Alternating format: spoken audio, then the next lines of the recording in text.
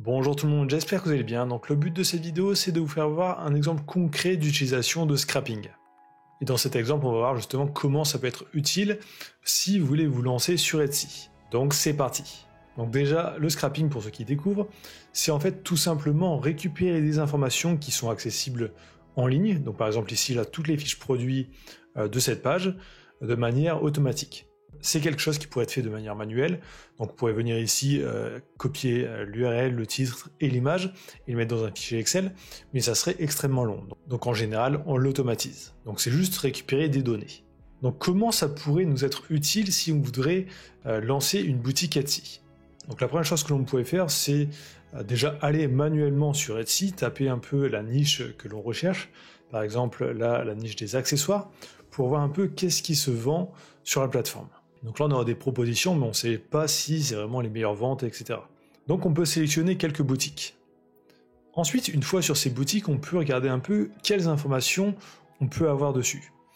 Donc on peut avoir ici le nombre de ventes totales, on peut aller voir les avis, donc avis clients, on peut en avoir 846 ici. On peut aller voir aussi les ventes, donc on peut voir toutes les ventes qui ont été faites sur cette boutique. Donc on a déjà pas mal d'informations assez intéressantes. Donc par exemple là, si on a toutes les ventes, on peut venir récupérer toutes ces ventes, les mettre dans un fichier Excel, et ensuite les trier pour voir vraiment lesquelles ont les mieux vendues. Donc là, j'aurai accès à 190 pages de ventes, donc accès aux 4538 ventes de la boutique, ce qui peut être vraiment très intéressant. Donc ensuite, on peut faire ça sur plusieurs boutiques, et vraiment voir sur chacune de ces boutiques quels produits vendent. Et comme ça, au lieu de se lancer par hasard sur Etsy, on va commencer par vendre des produits similaires, où on est sûr qu'il y a un marché et qu'il y a des personnes prêtes à acheter ces produits. Par contre, certaines boutiques, j'ai remarqué, elles ont désactivé ce bouton, donc on ne peut pas aller voir les ventes. Mais il y a toujours les avis.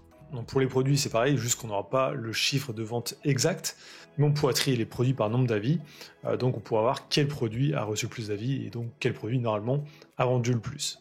Donc pour scraper, il y a énormément de logiciels qui vous permettent de le faire.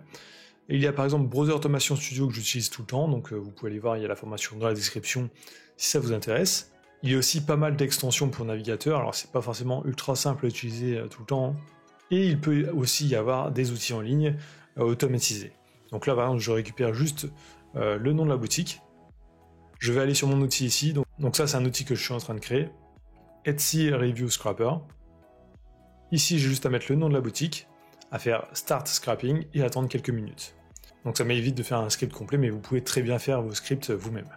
Donc une fois fini, on récupère un fichier CSV, où là on a vraiment ici le titre du produit, la note qui a été donnée, l'URL du produit, on a la date où l'avis a été donné, le nom de l'acheteur et aussi l'URL de l'acheteur. Donc là on arrive à récupérer pas mal d'informations intéressantes, parce qu'on a déjà tous les avis produits.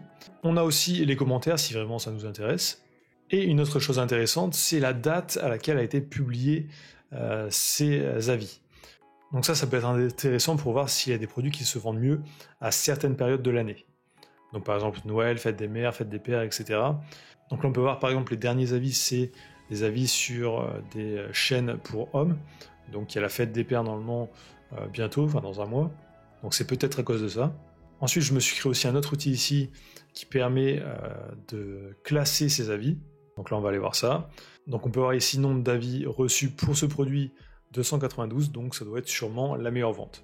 Donc si je voudrais vraiment me lancer sur cette niche, j'analyse ça, je regarde quels sont les produits qui se vendent le plus, et je regarde si je peux proposer des produits similaires. Donc on peut voir celui-ci, c'est la meilleure vente, et ainsi de suite. Donc là on pourrait directement prendre les 10 premiers produits pour voir vraiment lesquels fonctionnent, et justement éviter les produits qui ne fonctionnent pas, donc là où il n'y a eu qu'un seul avis. Et bien sûr, ces méthodes en général peuvent être appliquées aussi à pas mal d'autres marketplaces. Donc quelquefois vous n'aurez peut-être pas les avis, vous n'aurez peut-être pas le nombre de ventes, mais vous aurez peut-être d'autres informations. Donc ça, c'est à vous de voir, c'est vraiment différent sur un peu toutes les marketplaces. Donc si le scrapping vous intéresse, n'hésitez pas à aller voir la formation juste dans la description. Je vous prépare aussi pas mal de choses avec ce service qui devrait arriver bientôt. Donc si vous êtes arrivé jusqu'ici dans la vidéo, tapez scrapping dans les commentaires, ça me permet de voir si les gens regardent bien jusqu'au bout les vidéos, et ça m'aide aussi énormément pour le référencement. Donc likez, commentez, abonnez-vous, et je vous dis à très bientôt.